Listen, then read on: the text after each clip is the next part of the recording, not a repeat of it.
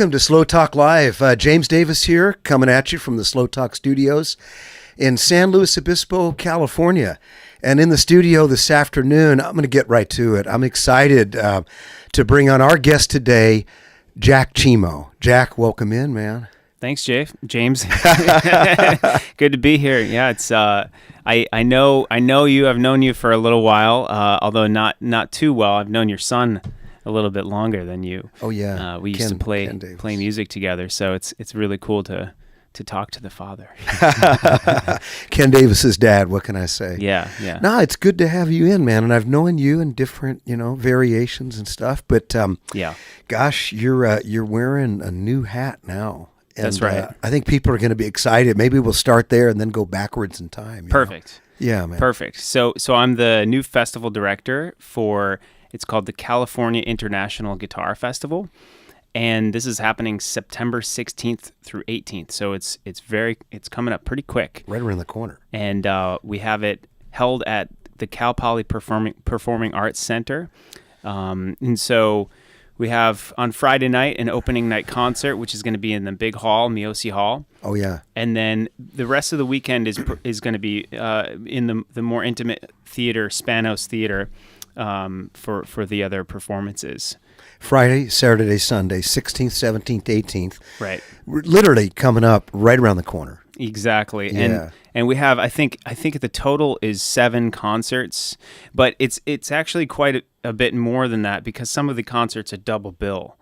So for instance, the concert that I'm playing on is I'm starting the concert, so I'll play one half, and then the second half is going to be the Beijing guitar duo. So a lot of these events you sort of get 2 for 1, which is I like that. a nice thing. And I was looking at the website earlier today, Jack, and I saw something on there about master classes with the artist. I mean, that caught my attention. Can you tell us a little bit about that, man? Oh, absolutely. Yeah. We have 4 master classes throughout the weekend. So what this is a incredibly valuable tool for students who are working on pieces to go play in front of these maestros, and it's in front of a live audience as well. Yeah. So you can get tickets to go listen in and watch as the maestro basically gives a lesson to the student and gives some insight as to how they would think about this performance and this piece. And I found them highly valuable personally. When I was going to school for music, I just try to attend as many master classes as possible, in addition to performing in them. But honestly, even if you're not a guitarist or a performer, I find them extremely interesting. You get little insights on technique, on intention. And Yeah. Technique, musicality, a lot of times there's little stories. I mean, I remember the previous festival in 2017, we had a gentleman named Christopher Parkening, who some of your listeners may recognize Christopher Parkening. He is quite a star. He was one of Segovia's students. So he was there, and he was telling all sorts of stories of Andres Segovia and all of his world travels. So you definitely get a little bit of tutelage for the students, and a little bit of storytelling. They're very, very valuable, pretty intimate affairs, and I would highly recommend checking those out. Contextual, the context of when the piece was written, where it was written. Right. And it's interesting. I guess it's sort of being a fly on the wall instead of being a participant. You can get a different approach. Mm-hmm. You're not really in the hot seat as the maestro or as the student, but you're the performance. But as a musician, there's some special input into that when you're not on the spotlight, but you're able to glean some stuff, is what you're trying to say. Yeah, absolutely. And one of the cool things is you're going to be able to see these maestros perform first, and then you can see them teach afterwards. So for instance, Anna Vidovic, who's playing on Friday night, is going to give a master class on Saturday morning. So after you just saw her on Friday night, kill it and do incredible work on the stage, which I guarantee you she will. She is absolutely incredible, as are all the artists who are coming. But and her name again, the Friday night opening? So the opening concert on Friday night, we have 2 artists. It's another twofer, and Anna Vidovic is starting it, and she's wonderful and absolutely gem of a player, and she's Croatian, and then on the second half we have the Los Angeles Guitar Quartet. So they are Grammy Award winning, incredible players as well. And in fact, one of the founding members of that quartet was my teacher. So really? It's kind of cool how it's come full circle a little bit. That's interesting. Now, yeah. Teacher, this is probably a good segue, Jack, for people that are just tuning in right now. Maybe this has been running a bit and they kind of tuned in, catching some of the stream here.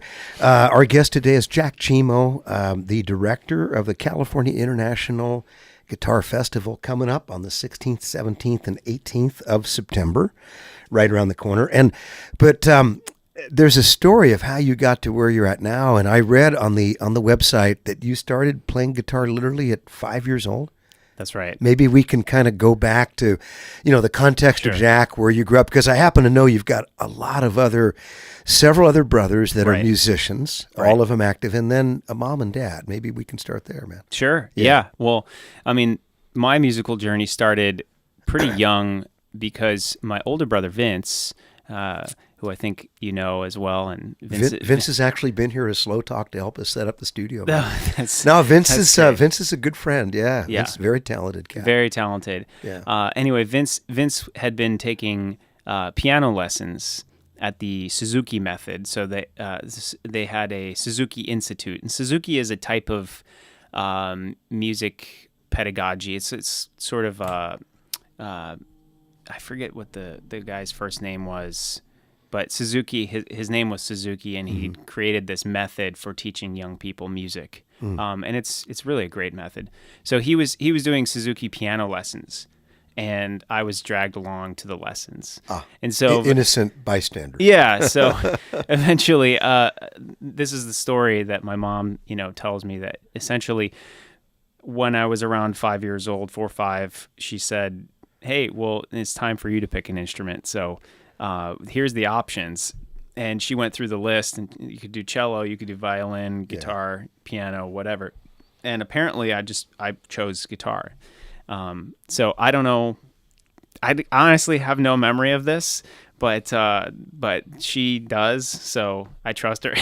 Guitar was the choice. Yeah, guitar. I just went straight for the guitar and never really looked back. So, but yeah, I started taking lessons there actually for about a year, and then that teacher moved away, and so I was kind of in a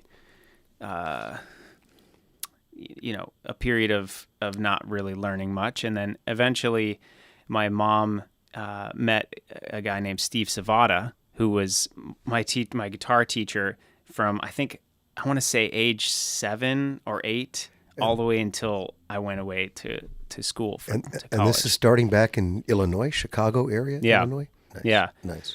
Yeah. So Steve was a fantastic guy.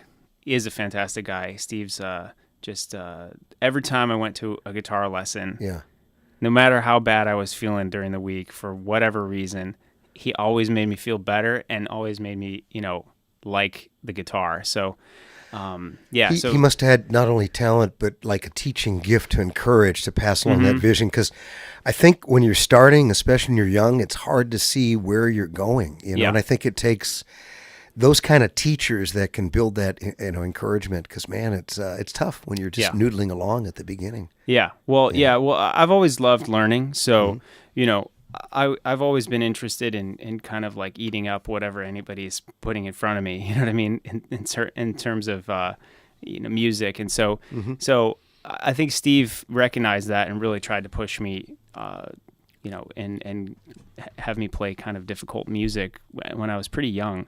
So that was great. Sometimes I think I might have gone for pieces a little bit over my skill level a little early, but it worked to your advantage, huh? It worked in the end, So Jack, in learning, I'm just trying to work this through my mind right now, because I'm the type of learner. I'm a hands-on, kinesthetic.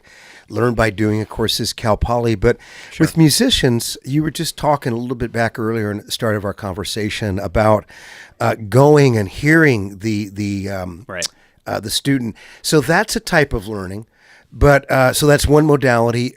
But I guess there's nothing to replace grabbing the instrument, getting in the water, and starting to play. Right.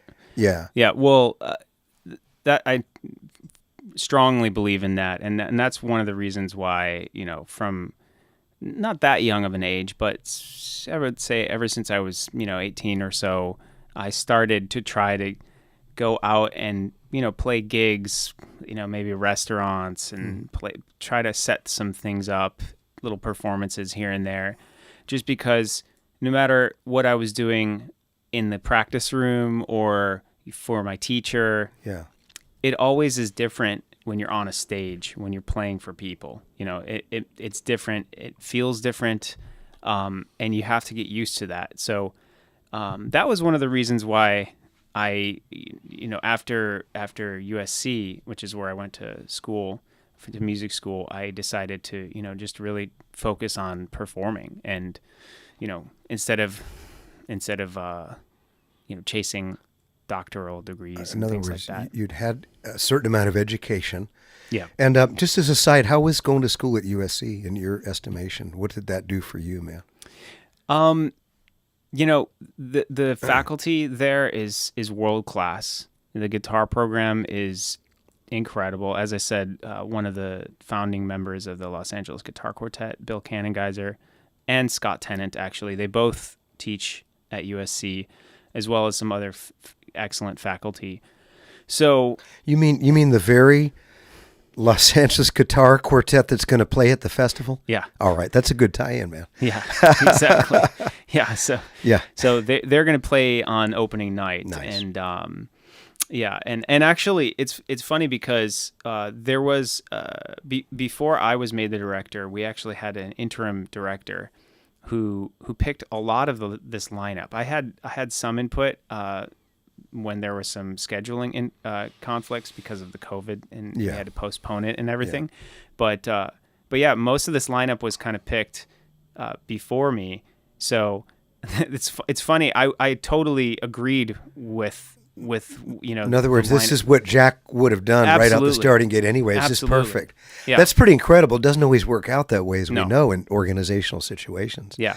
And that's quite a lineup. Jack, little history on the Guitar Fest. I want to get back into your musical training a little bit in USC, but I'm just thinking about the subject at hand. I attended it. Gosh, it's been 7 or 8, 9 years ago now.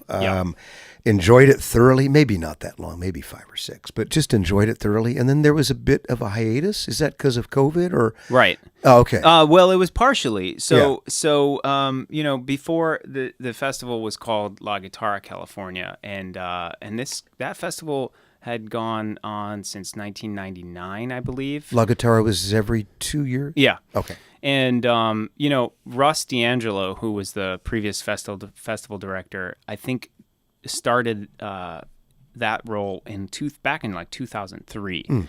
So Russ did a whole bunch of work to really create a substantial world-class festible, and so we owe Russ a lot of thanks for that, because it's a lot of work, as I know now. But yeah, so Russ retired in 2017. And the festival was kind of on hiatus, as you know. It's supported by Cal Poly Arts, and so they weren't certain that they were going to be doing it again now that Russ was gone. And so back in 2019, I met up with Steve Larian, who was the previous director of Cal Poly Arts. Oh yeah, Steve's a great guy. Yeah, fantastic. And we talked about the festival, and I didn't know if they were going to continue it or not, but I just wanted to encourage him and Cal Poly Arts, because I think it's such a valuable thing for our community. Oh, I do too. It brings in so much exposure in an expanded way, and the understanding of what guitar is and the role and the history and so much, man. Yeah. So I don't know if that was the catalyst to kind of get Cal Poly Arts to think about it again. Or the conversation did not hurt, though. Yeah, no, it didn't. No. And so then, we did they ended up actually hiring me to perform on the festival. And this was, as I said, there was a kind of interim director. Yeah. I say interim because he was kind of the director for just a few months, I'd say. Yeah. Really good guy, but he unfortunately couldn't do the role for some personal reasons. And so I was, very happy to be performing on the festival. And then when he couldn't do it, they asked me to do. This was in March 2020, so this was just as they were closing Yeah. the doors. The last, Yeah.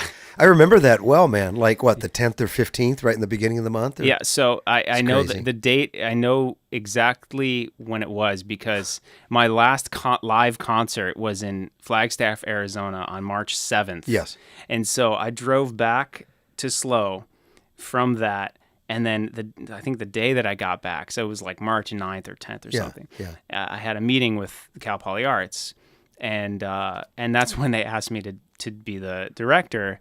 And it was kind of funny because at that point, because we had been planning for 2020 essentially. Oh yeah. Because nobody knew, what this was going to be, and nobody knew there was going to be shutdowns at that point or anything. Yeah.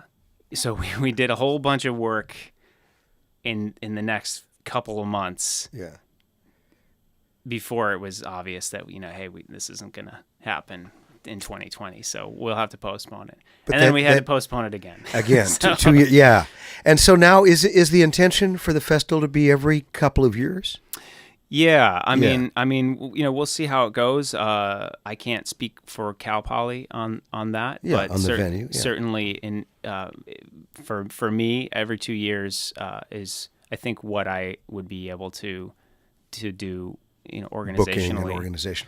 So let's give a shout out right now to the sponsors for the festival. I'm Sure. looking here, KVEC 920 AM. Want to thank them for being a sponsor, media sponsor. Of course, the SLO Performing Arts Center. Everybody knows this is SLO Performing Arts Center at Cal Poly. Great crew, great facility. Yeah. And both the large auditorium.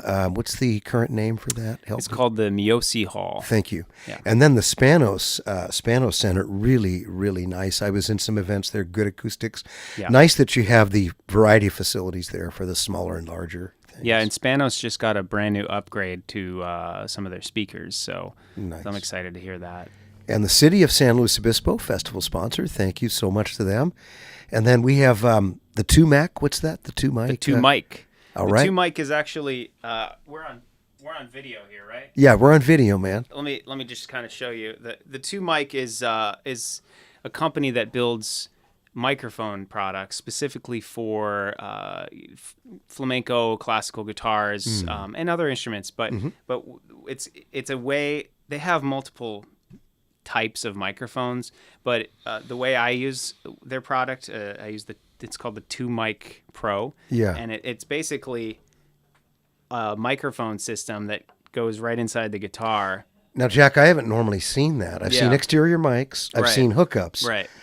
And there's 2 mics in there. Yeah. Okay. And the advantages of that. The advantage is when I go on stage, Yeah. I don't have to have a big mic stand in front of me, and I really like playing where the audience can see The everything that's immediacy, going on. the contact. Yeah, and Otherwise, the stand is in the way. It's a block, a barrier. a little bit. It's these are subtle points, but to me, everything that you can do, every detail that you can do to kind of make it a little bit more authentic, a little bit more intimate is really helpful.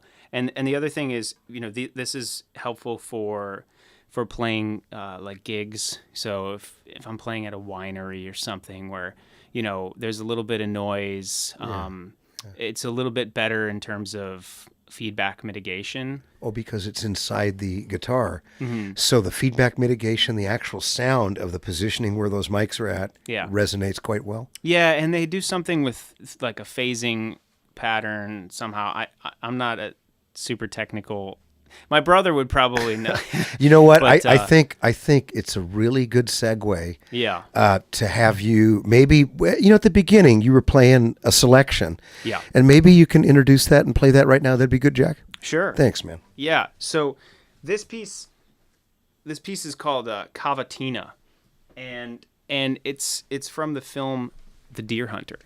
So it's a great film with Robert De Niro, Christopher Walken, and I actually just learned this piece for a memorial that I did up in Quincy, California, in Greenville specifically, where the Dixie Fire came through. This was a 1 year memorial that they had, and the sponsor, the Two Mic, Ken Donnell, is a great guy. He's coming down for the festival. He actually lost his home and his business. Wow! This is in that fire. Yeah, in the fire, he lost everything. He lived in the city of Greenville, and I was up there for the memorial, and it is just devastating of what happened.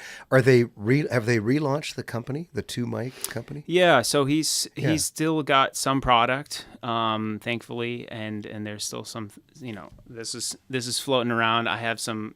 He has some wireless microphones as well. Wow. So he's definitely. It's kind of an amazing story. Ken, in and of itself. Yeah, Ken's an amazing guy who's just, gotten kind of beaten down by some terrible situations. Lost his house and the business. And the business, yeah. Yeah. And but he's still making it happen. Still trucking. Yeah, he's out in Quincy now, and when I was there, it was cool because he just signed his lease on a new business place of business, and so it was just great to see him kind of. It's coming back to life for him. And after the fire and, of course, the impact of COVID, right on the heels of that. Oh, my gosh. Talk about the perfect storm. Yeah. So, all right. We've got Jack Cimo here in the studio here at SLO Talk Live. And Jack Cimo, the director of the California International Guitar Festival, coming up September 16th, 17th, and 18th. And Jack's going to play us some live music here.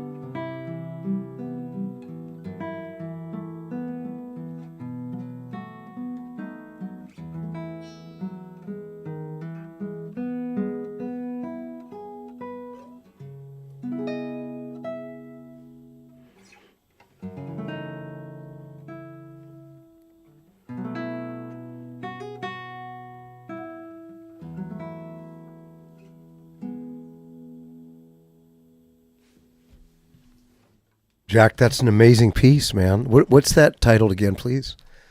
That is called Cavatina. Oh, that's a beautiful piece. Yeah. And you mentioned that was written by Stanley Myers. Mm-hmm. Yeah, Stanley Myers. That was written for the film The Deer Hunter. Man, that goes back a few decades here. yeah, it does, and it's actually just such a soothing piece of music for, the subject matter of that film is about something tragic that happened to a whole generation of people, and basically trying them coming back from Vietnam and trying to fit back into everyday life, and so it's sort of a fitting piece for what I was up in Northern California for, because obviously they had a tragic event. Trying to bring a spirit of peace, a juxtaposition over that tragedy. Definitely. Gosh, that song is fitting. And were you allowed to select that song for that event? Yeah, and well, I played it. So it's kind of interesting. So I played that piece as a duo a few years ago in 2019, and Ken, who I've now become good friends with, Ken and I decided to do a benefit concert for the town of Paradise, because that was at the time where, it was just on the news that the whole town was getting burned up, and terrible people were passed away, and so I was trying to see what can we do with music, and so we ended up playing a benefit concert up there. Wow. In Paradise, one of the only remaining buildings there, which was the Paradise Performing Arts Center. That's amazing. That still stands. Yeah. Or stood. Yeah, and so it's crazy. So it, I actually played that piece with Bill Cannengeiser, who was my teacher from the LA Guitar Quartet at that concert. So then Ken, this is now a few years later, Ken wanted, he asked if I could play that again, and so I had to relearn it as a solo, which is good. It's good for me to do that. So. Yeah. Well, I love when we interview musicians, love to do that. Just the regard, the co-fraternity that exists when people glean and are able to learn something from somebody, or a recommendation, or borrow a song, or just be inspired, and just the investment that we get in our lives and that we're able to reflect and give to others. It's a powerful thing. Yeah. And I can't think of a better time for the arts than now. And, Jack, I want to focus on ticket sales. Yeah, because, let's do it. No, I want to do that, man, because appreciate the sponsors, want to talk about what's going through my mind.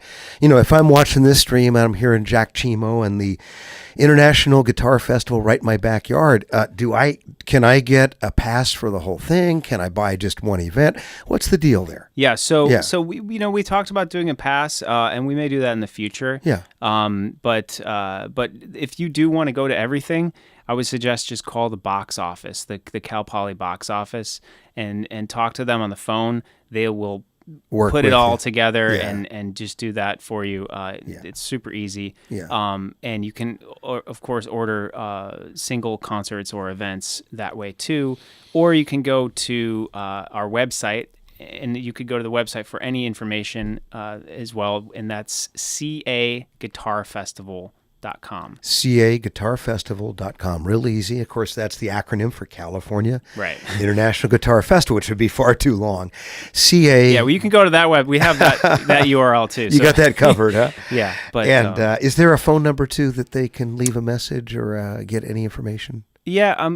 If you want to call me, okay, all right. You can call me at 224-595-7886 if you have any questions. Or potential sponsorship too. There may be businesses out there that say, "Hey, I want to support this. Want to get my name in the mix." Definitely. Yeah. Definitely. We still have some time to get some ads in our program if that's something businesses would like to do. Or and social media ads. Of course, you guys have a nice Facebook, Instagram page. I saw both of those. Like those, and yes, yeah, please, looking really good. That's a way to get the word out. It's like skipping stones for free, you know. Yeah, I'll just put that out there. So that Instagram and Facebook are both Cal Guitar Festival. So CA Guitar Festival wasn't available apparently, but Cal Guitar Festival. Yeah, Cal. C-A-L. Yeah. Great. Instagram and Facebook.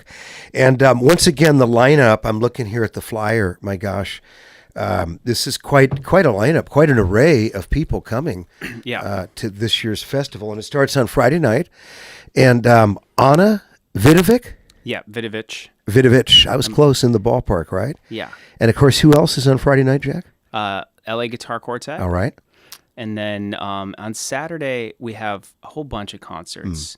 And so I can just list them out. Sure. Forgive me if I get the order incorrect. But we have Adam Del Monte, who is an incredible flamenco guitarist. And he will be bringing a singer and a dancer with him as well. Flamenco dancer and a singer. Yes. We've got a trio there. That's pretty special. That's going to be incredible. And Adam is just, man, he is so good. He is, but he can both play the fastest scales that you've ever seen, but also then turned around and play just the most gorgeous melody, and so he's kind of got it all. In how do you say, intrinsic? Detail work, for lack of a better term. Adam is, I can't wait to see his concert. But then we got Gigi and Irina Kulikova. And Gigi is a really interesting young artist from South Korea. And she does a lot of new music. And so she's going to be doing two things, actually. She'll be playing a concert in the Spanos Theater as part of the two-bill concert in the afternoon, and then right after that she'll be doing a free performance outside in the courtyard. Oh, that'll be nice. And she's going to do that with electric guitar. That'll be really nice. That's going to be on Saturday? Yeah, Saturday. Yeah. So we have kind of a variety of, one of the things about this festival is that we wanted to not have it only be classical guitar. And so you can see we have flamenco guitar, we have some electric guitar, some modern stuff. Benjamin Verdery, who's going to be on Saturday as well, is a really cool artist who is a composer. He teaches at Yale, so he's really an expert. So the festival really highlights the range of the guitar, the fluency of the guitar. Yeah, one of the cool things he does is, and you can see this on his albums as well. He has these cool arrangements of Jimi Hendrix tunes. So really, so for contemporary guitar lovers, it's all covered. Yeah, it's all covered, and there's certainly going to be a range of classical music pieces by, for instance, Bach, or older stuff, but also a lot of contemporary music. And so then another artist, Irina Kulikova, she's an incredible Russian-born European. She lives in, I think, the Netherlands, I want to say.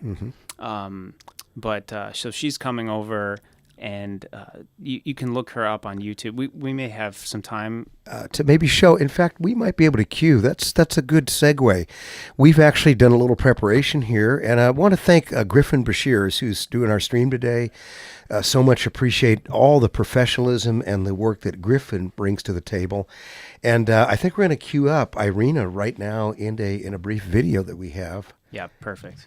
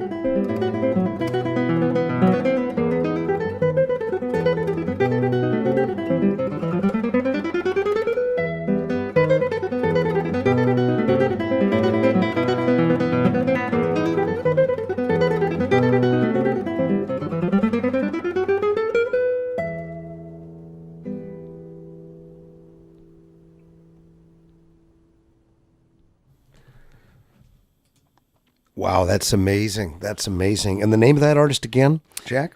That's Irina Kulikova. Oh my gosh. Yeah, and she just has the most refined sound, doesn't she? I mean, it's just very precise, very focused, pretty intense. Yeah. Wow, that's beautiful. Yeah, so she's playing, that was a Chopin waltz, right? I think, yeah. And it was definitely Chopin. I forget if it was a waltz or, I think it was. But that's an example where you have a guitarist arranging music written for another instrument and then playing it on the guitar. And that's something that we do a lot of. So I don't think people realize the work it takes to transpose and to make that into, I mean, that's pretty incredible magic when you do that and make that sound well. Yeah. And gosh, Daniel Ho, tell me a little bit about Daniel Ho. Sure. So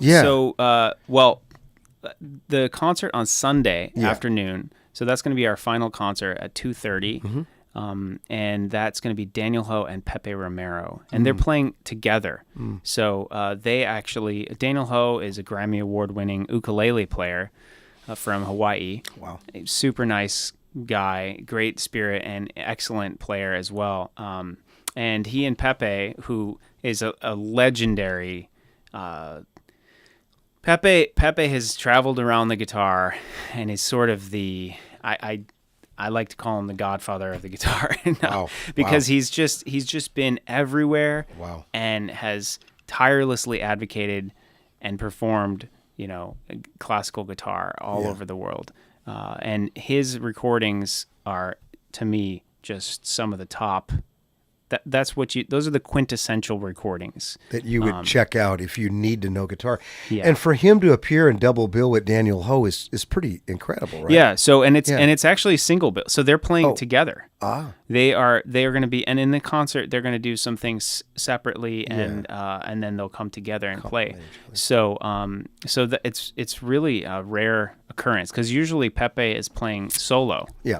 And so he and Daniel became good friends, and another little connection here is Daniel plays, and so does Pepe. They both play Pepe Jr.'s guitars and ukuleles. So Pepe Jr. that's fascinating. Is a luthier and who builds guitars. And they're actually using his creations. Yeah, and he's going to be there as well. Pretty amazing. So all in the family. Yeah. So it's pretty cool. But and I'll definitely want to talk about our luthier fair in a minute. But just to finish up with Pepe's concert, definitely that's an incredible opportunity to see that. And they are composing something specific for this festival. So it's a new collaboration that. First time. You hear it here first. Time. All right. I like that. I like exclusives. Yeah. And that, again, is going to be Sunday afternoon. Yeah. Tickets available at Cal Poly Arts. And the website for Cal Poly Arts is calpolyarts.org. Yeah, you could go to calpolyarts.org. It's a little buried. The festival is a little buried there. So it may be easier for your listeners to just go to caguitarfestival.com. caguitarfestival.com, and all the information's there. In fact, I was there earlier, Jack. I love the pictures of each of the artists. They're really prominent. They're good photos. Yeah. It looks good. It really drew my interest to find out more. Yeah. Yeah. Well, my picture is a little different because I grew a little hair. Okay. Since all right. Post-COVID. Yeah. I call this my COVID hair. Oh, okay. But no. In any case, definitely. So I mentioned something about the luthier fair. So we're going to have about 20 to 25 artisans who hand make guitars, ukuleles, flamenco guitars. There's some steel string builders, some classical builders, and some ukulele builders, and exhibiting and selling their products. Yeah, and that's a free event all day Saturday and Sunday. There's some amazing artisans. This is like a craft beer explosion. There's amazing people out there making some of the most incredible guitars all over the nation, all over the world. Yeah. Some of those folks are going to be there, and ukuleles too. Yep. That's cool, man. Yep. That's really cool. And then Jack Cimo is on Sunday. We know Jack Cimo. Yeah. We hopefully Saturday. Saturday. Okay. Yeah. Okay.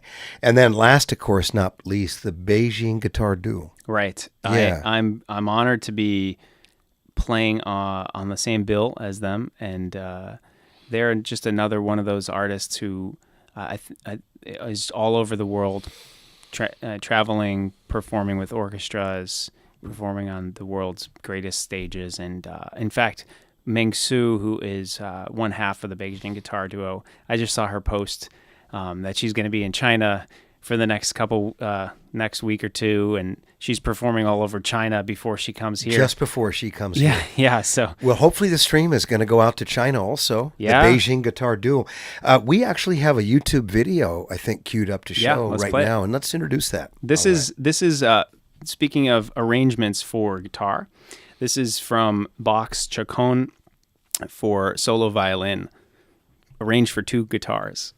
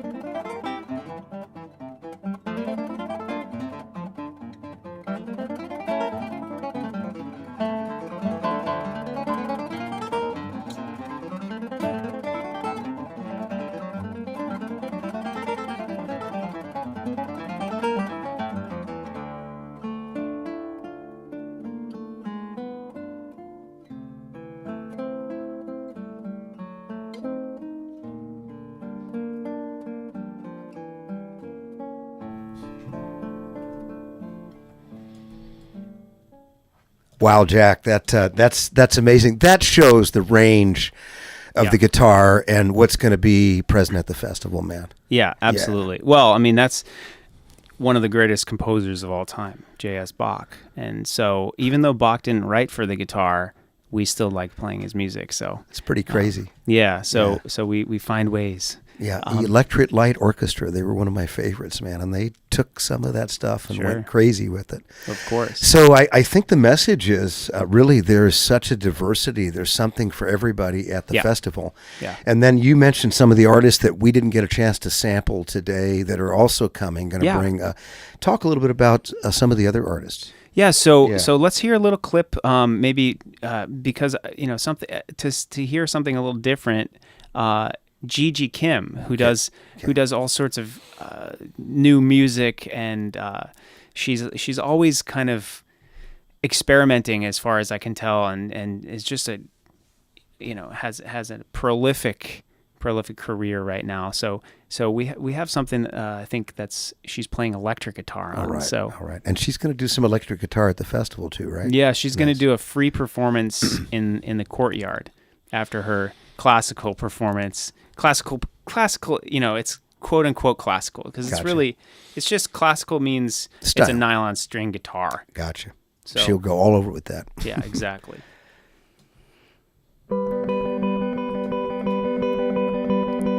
So this is she's doing a piece that was written by one of the Nordic countries. I forget. Okay. Gigi from South Korea. That's right.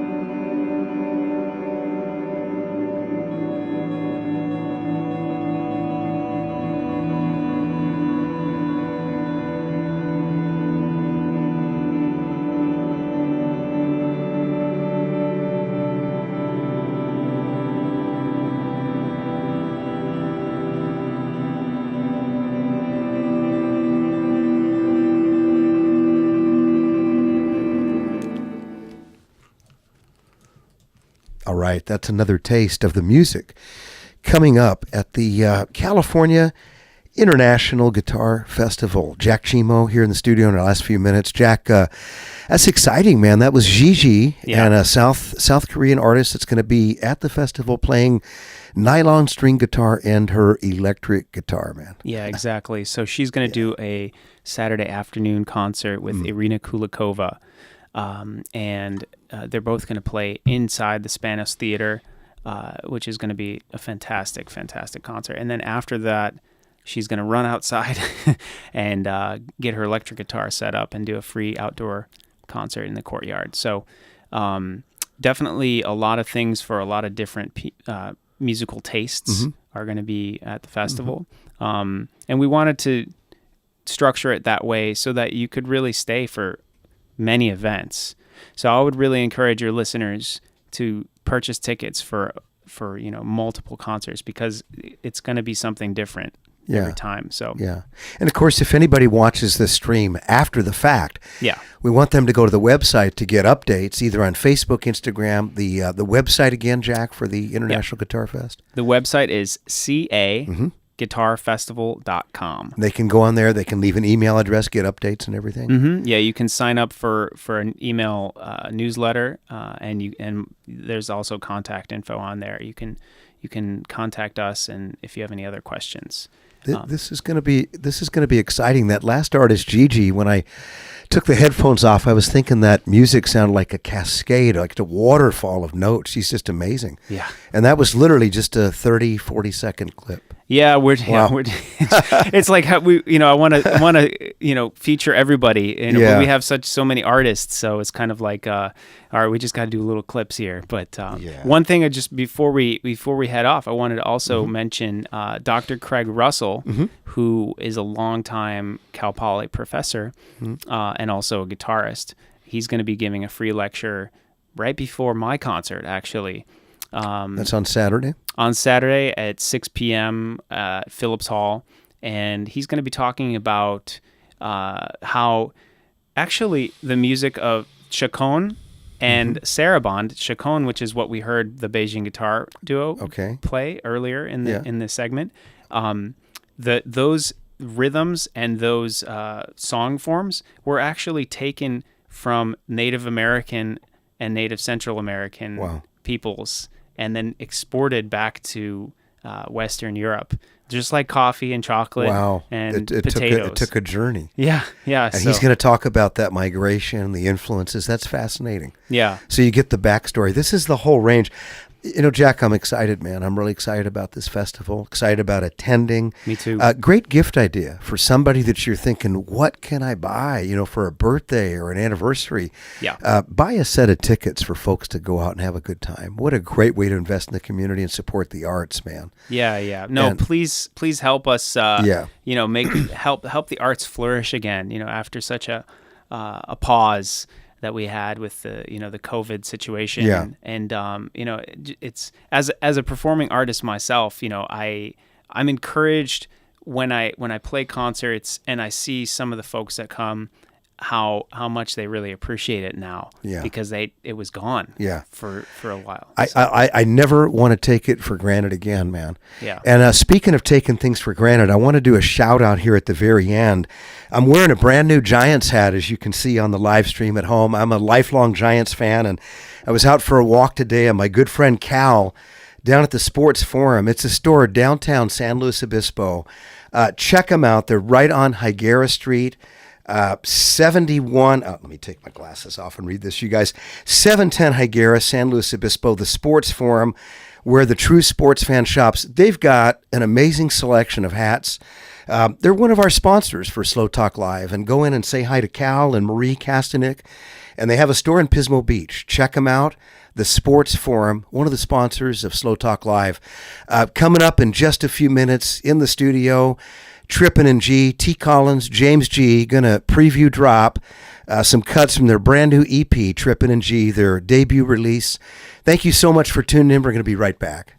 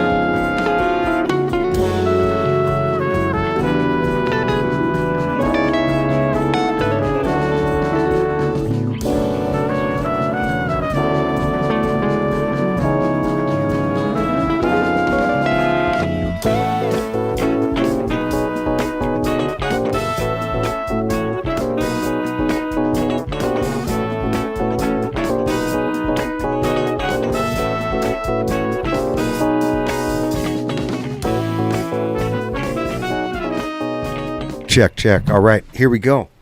All right, tell me when we're ready. We're on. We're live? Right now. All right. All right. Hey, Griffin. Hey, welcome back to Slow Talk Live. James Davis here. We're in the studio in San Luis Obispo, and different segment, same day, Slow Talk Live. Want to thank Griffin Brashears for his streaming services today, and all the people behind the scenes that made Slow Talk possible. So much appreciate Dining for Charities. This month's sponsor is Wood Humane Society. Check them out online, diningforcharities.com. And my gosh, in the studio today, we've got two guys that I know pretty well, but brand new CD that I don't know too well. We've got Trippin G, T.Collins and James G in the house with us here at Slow Talk Live. Welcome, guys. Hey, James. Good to have. How's it going? Thanks for having us, man. Good to see you guys, man. It's been a minute. And I think the last time we saw you guys together was out at some ale house in Los Osos or something. Is that right? Oh, yeah. I think you guys did a concert there, man. I think that was the last time, Los right? Osos? Yeah? Yeah. And then this vacuum, we don't hear anything, right? And then all of a sudden, you guys got a new CD EP getting ready to drop. What's this all about, man? Oh, man. Well... I mean, it's a culmination of the many years of friendship, musicality, and just raw understanding of a nice bond that Tristan and I share, not as colleagues and musicians, but also just as really great best friends. Many years. When did this start? When did you guys? This started when I was about 12 or 13. And I was like in 8th grade, and James was playing jazz with my brothers. Yeah. And so he'd come over and rehearse. And we would just hang out, play Call of Duty, like after they were done rehearsing, and like jam a little bit. And then this kind of joking thing turned into a serious thing when 273 Fest came out. I remember that. That's when this first popped up. In my 273 Fest, for people that don't know, was like a festival that my brothers and I started in our backyard. They got big to the point where we had it at Liquid Gravity and Libertine Pub. So check this. Everybody knows who you are, but the brothers, tell them who the brothers are. Well, it's Sean and Josh Collins. So Sean Collins, vibraphone drummer from the area. Is very well known around here. And then Josh Collins plays with Proxima Parada. He's a guitar player. And so they started a music festival that was like a bringing together of basically like the Cuesta music program and all the local music that was happening at the time. So there'd be 10 to 12 bands for like 10 hours in a backyard. And it was very professionally handled, and everything sounded great. But every year that we did that, Trippin G would come out for this like revival show where we'd put together this set, a couple weeks before and just kind of murder it. And everybody always wanted to hear it, or, wanted to hear where we could get that. But we never recorded anything. It was always the live thing, and that was it. Yeah, and it was usually me like creating a bunch of stuff, and then we'd like get together through the year, and then we'd have one show or 2 shows or something where we'd actually do, and it'd be like so, like Kreuzberg open mic where we do this surprise like ending of the night show. Yeah. And so I know James accompanies Trippin G on bass. Did you always have the keys with you, or that was kind of a later started addition? With used to play ukulele and rap. Oh, really? Yeah. Way back. So ukulele. acoustic, electric, baritone, uke. That's crazy. And because that was what I was really playing most at the time. I started on piano and then picked up ukulele in like 6th grade. All right. And I was kind of like singer-songwriter, but I was always doing more raps. And like when I started writing, it was always poetry, and then when I saw the Flowbots, it turned to rap. And then from then... So poetry was natural. That just came. Yeah. And then Flowbots was kind of like a template. You said, I can take my poetry and put it in there. Yeah, it's like I didn't know what I was doing. It was I was writing songs, but it was, obviously you're writing poetry. Yeah. And then when I saw that, it was like, oh, this is what I'm doing. And then it just from like 8, I was 9 basically, or like 7 or 8 when I was like writing, and then 9 when I saw them. And then by the time I was for the first time. Yeah, and by the time I was 10, I was like, okay, just writing raps all the time. Wow. But Trippin G, it was like I'm writing these songs, and then we're like working on stuff, and then we won't play for months at a time, and then we'll get back together and like do some more stuff. So some of these tracks on this EP are from when I was 15 years old. Oh, is that right? Yeah. And this is just for our viewers here. I'm going to put this up so the camera can see it. This is this is what the CD looks like, or the EP. It's brand new, just dropped, just arrived in the mail a few screams or days ago. And then that's the logo, kind of a baseball, kind of a script logo, pretty cool looking. And then you pop it out. Got to show folks this. All the songs and all the credits are right here on the inside. And 5 songs. And I think it'd be good, Tristan, to maybe have, I think we're going to actually play all of 1,000 Miles, which I think is going to be a hit. But it'd be cool maybe to put What's the Difference on in the background as we're talking. Do you want to do that right now? Or so folks can kind of hear this? Sure, absolutely, yeah. And this is going to be available to stream. Is it available right now for people to listen to? It's available on Spotify. We're Spotify, man. Yeah. So guys, it'll be launching as well on iTunes and all that stuff. We're still waiting, but yeah, Spotify's good. Nice. Check it out. So this is Trippin G EP, and streaming in the back is What's the Difference, as we're talking about it, man. And so you were talking about songs that you were doing. Is What's the Difference one of the newer songs, or What's the Difference? I wrote in about 2017. Yeah. Right when Donald Trump got elected, and that was what everybody was talking about. Yeah. So you'll hear a lot of politically charged statements in this one.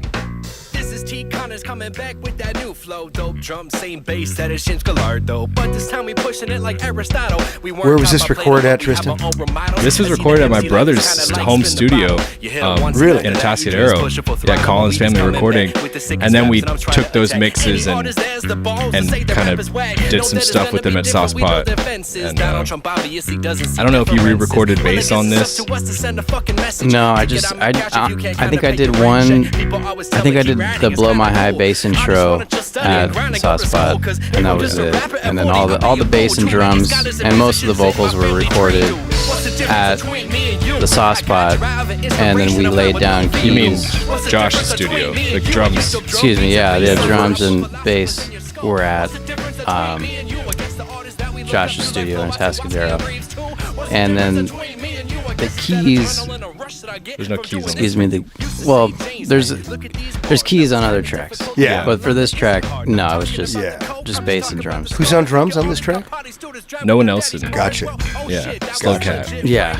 And is there a little guitar on here with Josh Collins? Yeah, Josh, while we were recording right before, he said, do you want me to play on this? I said, sure. And he improvised the whole session, and we kept everything. It's kind of crazy how Josh just does these licks, but it's just dead on. Yeah. I saw Josh do that one time up at Sunset Magazine. We showed some of these clips last week. We had Louis and Talia in, and Josh was part of that show, James.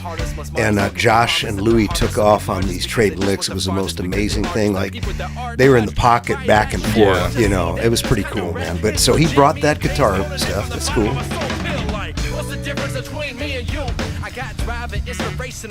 Any influences on this song, Tristan? Well, obviously, Dr. Dre. Yeah, man. Well, you say obviously, but some folks may not know, about the sampling and the whole Okay, deal. so yeah, this song was sampled from "What's the Difference" by Dr. Dre, 2001 album. Yeah. And I used to write over that with his lyrics on it, and then eventually he actually released the instrumental package on Spotify. But yeah, we did this arrangement a long time ago, and then by 2017 we were performing it with Leon Ledoux on drums. That's right. Yeah, we did a show at Kreitzberg in SLO 2017. That was a lot of fun. That was when we took this song out of the box, and people at the Cal Poly line, people were going pretty crazy. This is kind of crazy the way this project group evolved organically, and then these different shows. I think I caught up with you guys back in 2018 at the Buffalo Pub. I think that was the night. No, it was just like Ray Chang was doing something, James was doing something, just Ray Chang group, and then you came in and dropped some lines, and that was the first time I got to see Trippin G with a band. And speaking of Ray Chang, we're going to talk a little bit about a show coming up and stuff. But it's a pretty good progression, man. And that's the first track right there. What's the Difference?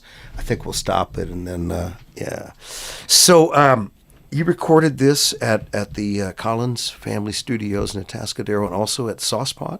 Yeah. A lot of the vocals I redid. We kind of wanted to get the live feel by recording everybody at once with the vocals. Yeah. But I wanted to redo some of the vocal parts anyway, so we redid that at the Saucepot. I think Blow My High is the only track on the EP where we used like the first take at the studio at my brother's house. And we didn't re-record the vocals, and he just redid the bass intro because we didn't have time to record it. So that one is like pretty raw in terms of we didn't redo that one. Yeah, you talk about the live feel. There's something special in the studio when everybody's playing, can hear each other, and it's happening. You can't always get it, but when you get it, it sounds good. And this is the sound we hear on some of these tracks, right? Yeah, the only thing I can compare it to is the Flowbots. Yeah. It's like this band that sounds better live than they do on the record, which is a rare thing for live bands. A lot of people can only get their stuff mixed correctly in the studio, but they don't really know how to emphasize or kind of hit those marks on stage. Yeah. But so we wanted the record to kind of encapsulate what we sound like live. Yeah. But and not actually make it too perfect. Yeah. And because live it's always a little different. Different thing. I think you caught it, and I think Word Sauce, because they've been to your shows, they know your music. I think that's the beauty of going to a studio, not only with artists that are hip-hop artists themselves, but also producers, and they've seen your show, so it's like the best of three. If you were to walk in, to somebody that didn't ever see your show, didn't know you, never played with you, I think it'd be tougher to get what you guys got. Yeah, it's cool. I got a nice relationship with those guys. I think they let me hop on stage with them when I was like 16 for the first time or something. Is that Live Oak? That was at Hoof Fest 4. Gotcha. Way back. And, from then on, they were like, okay, like, this guy can do it. And then they just let me get on shows. I actually took over for Rick one time on the first mixtape live, and they let me just do all their songs, but with my lyrics. And that was a pretty fun show. It was just Liquid Gravity back when it was Tap It Brew. So I got to hear this crazy thing about James Gallardo here, because here you got this guy. A lot of people know James, jazz artist, Cal Poly graduate. My gosh, 5-2. I'm just going to go through all the groups, man. Sunny Nights. A lot of projects, James, in the area that you played with. Most recently, the Jim Barnett Trio. Some music, the Sand River Trio. Did I get that right, man? That's right. Yeah, a lot of trios, man. A lot of trios, but a lot of different eclectic styles. But this is a bit different than all the rest, man. James, welcome to Slow Talk Live, man. And, I'm here, man. Thank you. I want to hear from you a little bit, the bass. What's your interest, not just doing a project, but what's your interest in bringing the bass and your hip-hop background and music and stuff, man? Oh, well, I mean, for me, it all kind of started, years ago. I still love listening to metal music. That was kind of my big thing. Yeah. Very early on, and then sort of gravitating towards jazz and classical music as I got into school. But I always enjoyed hip hop music too, in the sense that it was really derived from jazz, and the progression of what jazz was kind of manifested the hip hop sound. Is that right? So a lot of people don't know that hip hop was created from sampling jazz records. Yeah. So a lot of groups that I would listen to when I was, kind of getting my influences together, Tribe Called Quest and Talib Kweli and that kind of stuff. They were paying homage to Miles Davis and jazz artists. Yeah, like Freddie Hubbard, they would sample from him, and Herbie Hancock, and just like some like Al Jarreau too, a little bit. They would just sample from, like, Parliament Funkadelic was big for Dr. Dre. Yeah. And that's kind of what helped me gravitate more towards the idea that, hip hop is a real art form, and it should be taken, seriously, but it's also fun. Like, and this project is actually that. It's like a little bit of seriousness, but we also like to have fun as a group and as people too. Yeah, and I've seen that at the live shows. You can hear it in the record. So spreading out a little bit from hip hop, what are the other influences that you guys would say have influenced your music, this record? Like some other groups that are kind of in the background, the Flowbots, you mentioned Dr. Dre. I guess like there are some pop influences that I have that kind of trickle into my chord progressions, because I feel like a lot of the stuff that I create is ends up being kind of poppy in the background, or like the choruses at least. Yeah. So, but I don't really know like what kind of pop influences I could name. I guess like Gnarls Barkley and like the Black Keys, and you know, it's hard for me to, because I'm used to naming hip hop heads. I'm not. Yeah. It's hard for me to think of like what my influences are with other genres. But there's these tunes that are around that have spoken, influenced the way you hear things. Yeah, I listen a lot to Rex Orange County and, you know, Mac Miller and like Obby the Nomad. Okay, so that's a big one where you're mixing in so many different elements of hip hop and pop. Yeah. But yeah, so my playlist is vast, eclectic, except for country. Yeah. What about? Man, there's some good country too, man. Yeah, I'll believe it when I see it. Neil Young, Are You Ready for the Country? Waylon Jennings song. Man. We'll bring it, James. I should say stadium country. I should clarify. Right. You like the commercial, big time, in your face stuff. Yeah. Are you ready for? James, what about you? What about influences, man? Groups that kind of speak into your playing on this record, man, and your stuff with Trippin G. Well, as far as like just overall sound and just clarity, I actually kind of went back to some more of my roots, sort of more classic rock stuff, like The Who and John Paul Jones.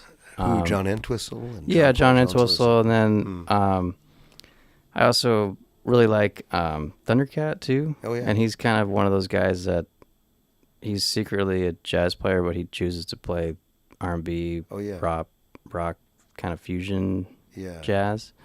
So that's, you know, and I play the 4-string bass on this record in particular. So it's, I kind of like to have just a simple sound going into it, but then have some clarity and articulation and it's time to actually put down like chorus chords and help with the piano and the function of the harmony. So like when I am playing the bass, like I'm playing a lot of groove during like the verses and sometimes the intros, but then when it comes to the choruses, I'm playing more voicings that have 2 or 3 or 4 notes at a time, just to fill in the sound, because we've always been sort of a duo in the structure of how we also work and arrange music together, because Tristan writes most of everything, including the music and obviously lyrics, but I come in and help facilitate a lot of the arrangement ideas and kind of build like a strong foundation, so that way the song can take a little bit more life. I want to give our listeners an example of that. I think the song, the intro and the last cut on the record, what's the name of the last song on this album?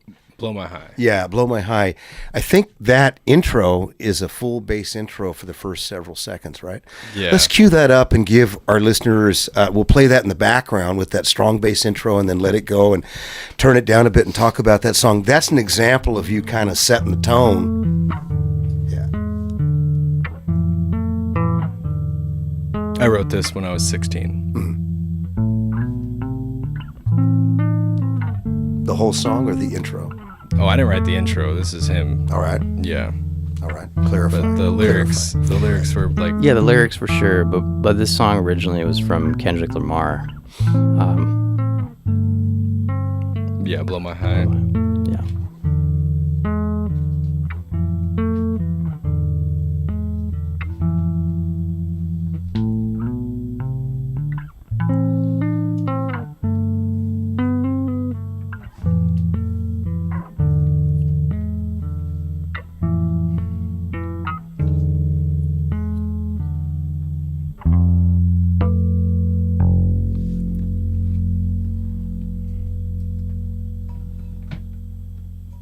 before we're going to clean my room. Need to get this idea to you. Feel like maybe that if I do, then I will have a new attitude. Have a lot of pre-written bars. If you don't have that, I think you get lost. Now I know that it's for a cause. Well, pen to the pad, no need for a pause. This rap was written when my head was scattered. I didn't know what was happening. I knew it mattered. I already knew that it was gonna be different now. Didn't know that I'd find out with a different crowd. Guess what? EP's gonna be loud, cause I'm actually proud of the shit all around. James G with that electric bass, and the bro Noah with the set in your face. And there's a lot of people that are better than you in every way. I try to focus on bettering the youth. Don't refrain from changing negative attitudes in your life into something great. Yeah, I know that it's okay. I know that it's okay. These are words that I say to myself every day. Doesn't matter if I keep the idea in my head, because then I'm not really lying to my face. Not the point, you gotta say it anyway. It's just my face and it's just my way. Because what we bring into you like today, just another fight to lose, we'll like the way. Cause me and James Gelato, we always going full throttle. As smart as Aristotle, this time we being modest. Though we like to say we don't partake in silly things. You can watch my flow, though you can't watch Trippin', let go. You know why I do this? Cause I don't want you to go through this. Cause I don't want you to raise those fists. And cause I don't want you to cut those wrists. Cause I don't want you to feel anything like pain, only simple gains. But you don't refrain from praying for things like another rain. Why don't you pray to yourself and focus on bettering your kind? And this is the character my oldest bro used in melee, cause he's prime. You know right now I'm dissecting my mind like one line at a time. Got that whole planet on a spiritual journey. I'm inclined. There's a lot of people that are better than you every way. I try to focus on bettering the youth. Don't refrain from changing negative attitudes in your life into something great. Yeah. Can't spend life thinking about what could have been. I'm a beautiful mother. He's down with the pen. Her name could have been Stephanie Nicole, Henna or Jam. You didn't get an info, so don't even try to pretend that every time I travel on this trail I get the same cliff. Women think I'm funny, keep it spotted cause the same drift. Me, well, I'm tripping because I don't think that it exists. All these women around me start to fade away, I notice. It's okay because I know that when I come back I'm gonna have to pick up the pieces, get with the track. And the other motherfuckers are gonna distract. Not gonna do what I really fucking want that. And do all the people who didn't wanna make music with me, well I guess I'll say okay, I'll sing a Trippin G. Right when I hop off the stage I know you treat me differently, cause now the sun you're small and never securities. There's a lot of people that are better than you every way. I try to focus on bettering the youth. Don't refrain from changing negative attitudes in your life into something great. Yeah, I know that it's okay. Yeah, there's a lot of people that are better than you every Yeah, there's a lot of things about this recording that were kind of accidentally done on purpose. Yeah. Where, like I said earlier, this was the one recording where we didn't redo the vocals, even though, you know, I could have done a better job, just like the other, you know, vocals I redid. And there's certain things that I did that I usually don't do, maybe because I was out of air, or, you know, like the build up on the after the second to last chorus. But it was like, I know that it's okay. No, that was just because I didn't have any air. Yeah, I usually would like probably sing that line, but now that's the song. That's like that. I stopped. That actually created it. That created that interesting that thing. Interesting. And that's like another reason we kept that, was like it was just good enough to kind of represent exactly what it would sound and feel like live. Because that was live. Yeah, that was exactly live. And that's what you can do in the moment. And there it is. And there's not a lot of MCs out there that are recording whole songs like that with the chorus, with their band live, and then putting it on the record. Yeah. So that was kind of a flex. Unheard of, you know. Yeah. It's pretty cool. Well, I respect that. I also like the way you bring the keyboards into the mix. There's not a lot of MCs that, you know, do the keyboard Yeah, originally stuff. we wanted to do I wanted to play piano, but it was like, why? Because normally live I'm playing piano while I'm rapping, but on the record I wanted it to be at least like, you know, as legit as I could. Yeah. So we came in with the piano later, and added that in. Yeah, but you don't see a lot of MCs with the, you know, hitting the keys and stuff. And then I've only seen one, Tyler the Creator. I've seen him one time, like on stage with a piano, but he's playing some basic stuff and like saying some words. Yeah, but definitely. Yeah, I've been looking for. If there's anyone out there that does, let me know, and I'll collab with them. All right, fair enough, fair enough. And we're going to talk a little bit about a collab that you're working on, but before we do, I want to introduce our listeners to the hit song on this record, 1,000 Miles. Maybe play it, talk a little bit about it before we play it, whatever you want to do. But this is a song that is in a ballad category. This was different ground. When you first dropped this and started writing it and the chorus, this was a new direction. Where did this all come from, Tristan? Well, most of my music, like real music, comes from anger and sadness. I don't believe that good music comes from happiness, because that's not like a strong enough emotion that you can actually, like, if you don't have a reason to be writing something, like you're mad about something, so you're writing to make it right, then you're not going to hit the mark. So it's a bit compelling, is what you're saying. When you're writing, you're compelling to solve something or to express something. It's always like, this is what's wrong. Here's why I'm writing it, and now it's okay because I wrote that. And with this, 1,000 Miles was the first time that it is a sad song. I was very sad when I wrote that song, but I was also like the happiest I'd ever been at the same time. It's this weird, like, anyway, that song was like, some people say it's a love song and it's like happy, but it's actually this song that's about, something great happens to you and then it's taken away. And, where do you go from there? And like, do you want to be like bitter and sad the rest of your life, or like, waste a year by being unproductive, or, you write 1,000 Miles. All right. I think we need to check out in its entirety the second song. There's a funny little side note about this song. All right. This girl that I wrote the song about, I'll say after the song. We'll play the song. Wait a minute, and then.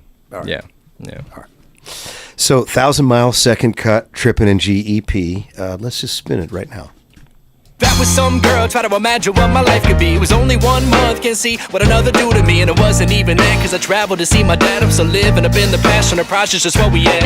I'm sad that it's a wrap, but it happened, so I'm glad that was the fastest that I ever fell in love, and that's a fact. She's a few states away, we should probably cut ties, but for some reason I don't want this unhealthy love to die. So I ask myself why. Answer is, for me this doesn't happen all the times. Why have Trippin G? That's why I'm always writing rhymes, so I can let emotions free. If I didn't have my bases right here, it wouldn't have me. What does that mean for me right now? Well, if I can't replace it, then I have to live without it. Wow, what do you see? Is the grass greener and now? I've never seen so many miles slip between me and a smile. Are you happier? 1,000 miles away, be unfair to me to ask you to stay now. It's probably for the best, it wasn't meant to be. It is what it is, and that's clear to see now.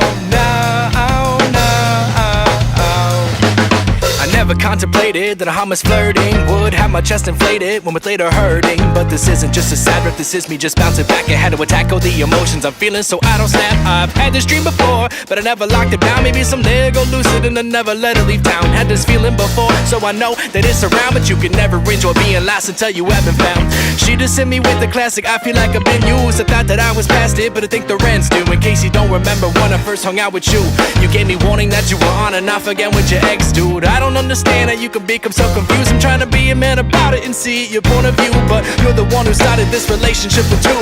We fell in love, you moved away, and that's a simple truth. Are you happier? 1,000 miles away, be unfair to me to ask you to stay now. It's probably for the best, it wasn't meant to be. It is what it is, and that's clear to see now.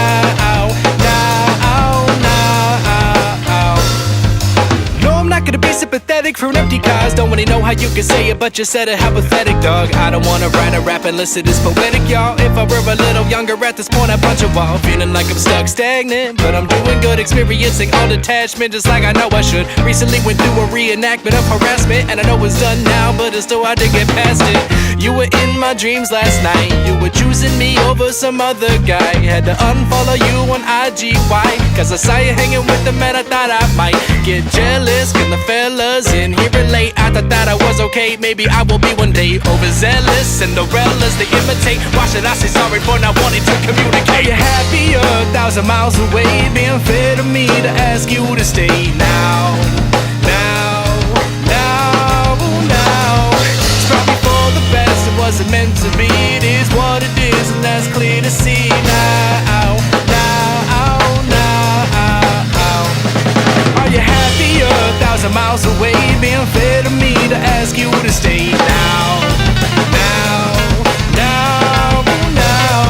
It's probably for the best, it wasn't meant to be. It is what it is, and that's clear to see now.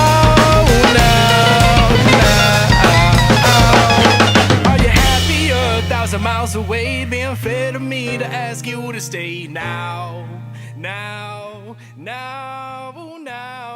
It's probably for the best. It wasn't meant to be. It is what it is, and that's clear to see now.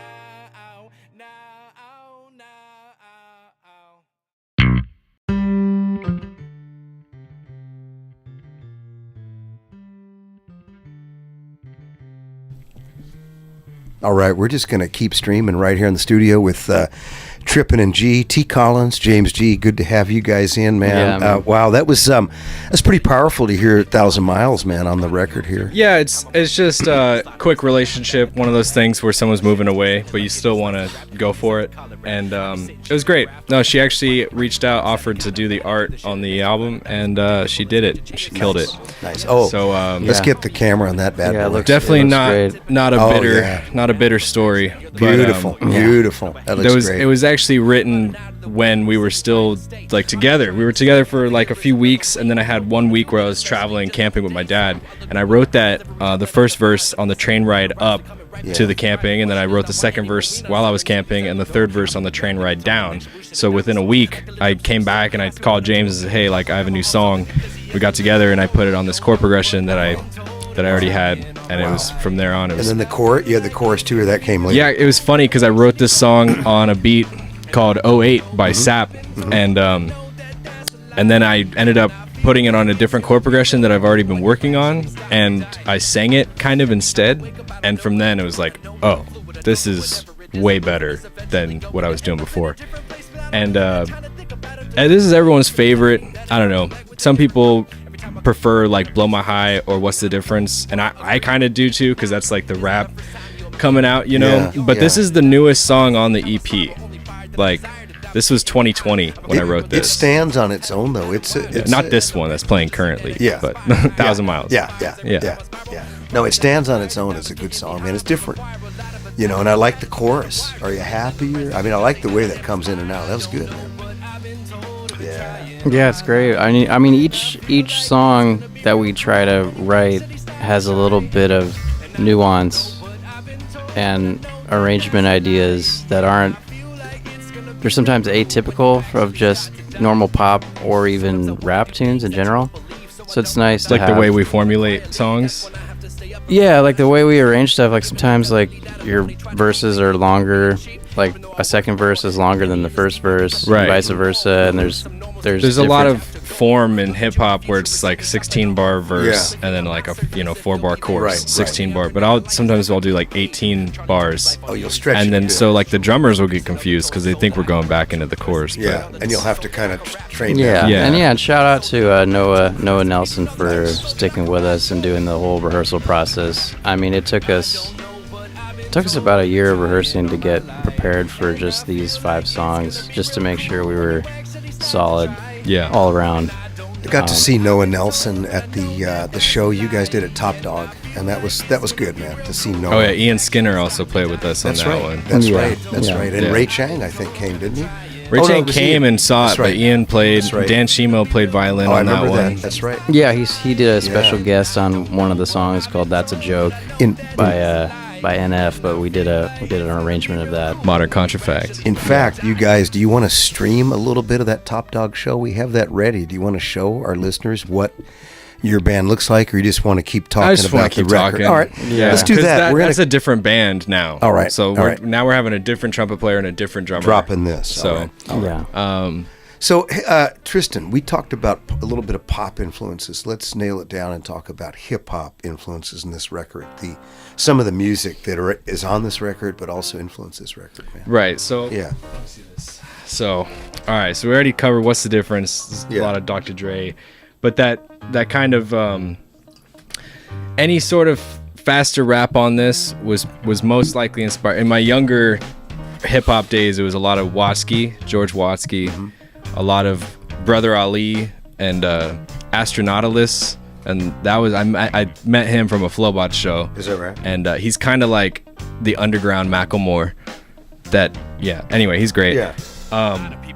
But yeah, my top 5 are like NF, George Watsky, like J. Cole, Kendrick, and but then there's this like different there's different grades of things that like there's lyricists And then there's beat makers like Dre, where Dr. Dre never writes a single bar in his life, but I still love his raps. Yeah.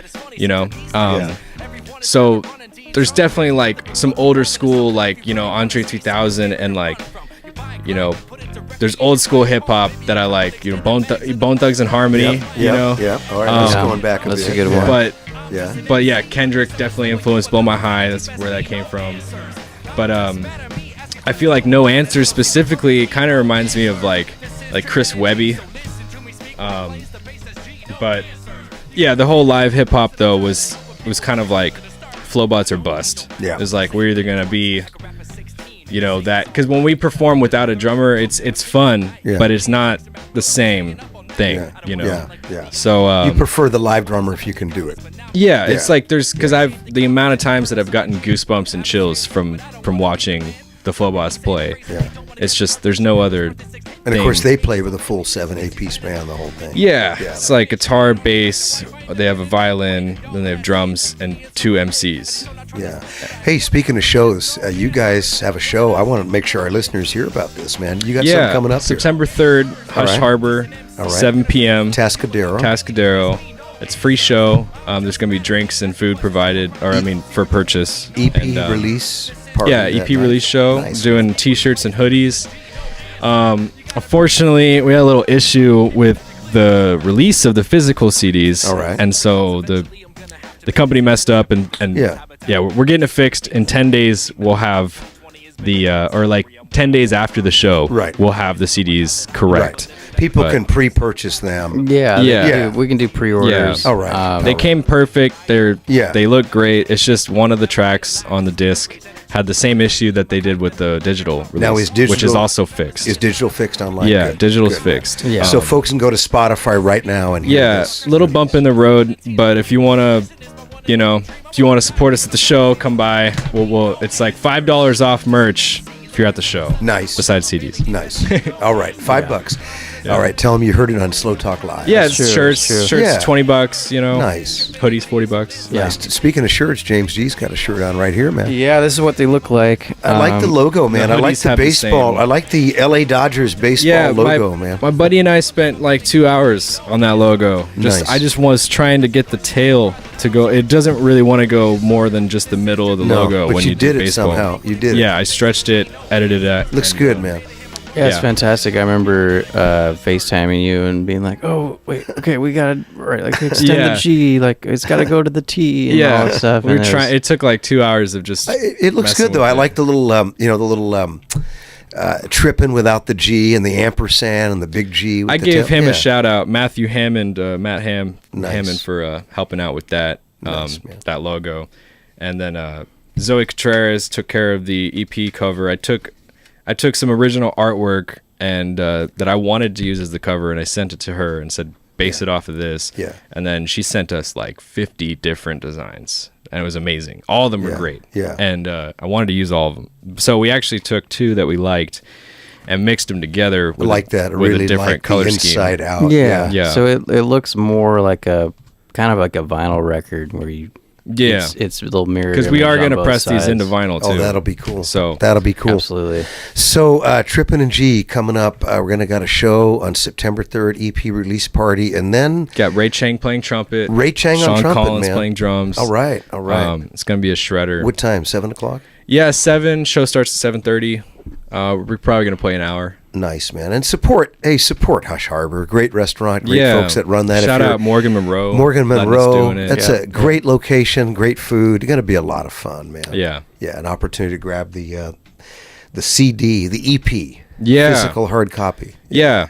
And if you're going to be going out of town, we could always give you the CD and then ship you the disc that's correct later. We can do something special. Yeah, right? we can. Yeah, whatever works out. I mean, I know I got some buddies that are going to come and then be out of town, so I'll take care of them. Yeah, anything's possible. Anything's possible. All right. In the last few minutes, guys, anything else we want to talk about or look forward to? Like maybe some shows coming up in the summer. I want to talk about how this is like the precursor to what's coming next. All right. So what's coming next is I'm currently trying to. I'm working with. I don't want to name I don't want to say preemptively what's going on, but I'm working with someone from one of my favorite bands of all time. All right. And trying to do a track with him, and he's going to be on our new album, which is already in the works. We have like more than 15 songs. And because the whole time working on this, I was getting frustrated that I have so much new material that's, in my opinion, better, but you got to get this stuff done first. This is the first taste. This is the little like, here we are, remember this kind of thing. Yeah. And then the next album is going to be the thing. Just bigger, better production. James is going on a cruise ship gig again until May 2023. Gotcha. And then when he gets back, we kind of want to plan a tour and get some shows in the books get that album done. Nice. Exactly. But I'm hoping that by the time he gets back, it'll pretty much just need bass to be put on. And we're going to be working together, like sending stems back and forth even during the next. To put that together. Yeah, we're working remotely. Hey, if the Rolling Stones can do it, you guys can do it. Oh, it's true, man. Yeah. Well, nowadays it's like, if you're not making something just because you're not in the same room, then you're just not doing it right. You're missing the timing. You need to keep moving forward no matter where you're at. A lot of artists do that now, travel and stuff. Well, even the guy I'm about to collab with, he just wants me to send him stems, and then he's going to record his stuff, lay down a track and come stuff. back. Yeah. But I don't want to say anything until it's happened. I don't want to jinx anything, No. But it's the biggest opportunity for me that I've ever had in my life. So this is extremely organic when you're talking about how this Trippin G came about. Started off with some, a little bit of fun, little project 273, then some shows, and now you're dropping the EP. Got a record on the horizon, guys. This is it's all good news. Plus, you got that beautiful orange color which matches all the Slow Talk stuff, man. Looks great. Oh yeah. We did that for you, James. Same shade, man. I love it. Yeah, I'll show this to the camera on the live stream. Congratulations, guys. This is great, man. I had the opportunity to hear this in its entirety. I'm an old school guy. I like to hear the album start to finish, and so this was really fun hearing this from beginning to end. Check it out, streaming right now on Spotify. And guys, thank you so much, man, for being in the Slow Talk studio today. I'm looking forward to being. Us, James. Absolutely. Yeah, thank you, James. Appreciate it. Yeah, looking forward to being at the Thanks EP to release the tech party. Guy, Griffin Hey, Griffin. there. Also, thanks to Griffin, man, so much. We would not be doing this without him. And also, we want to thank all the people that tune in to support this. Slow Talk Live, 3 to 5 on Wednesdays. We'll be back next Wednesday with some exciting new guests. Thank you guys for tuning in. See you next time.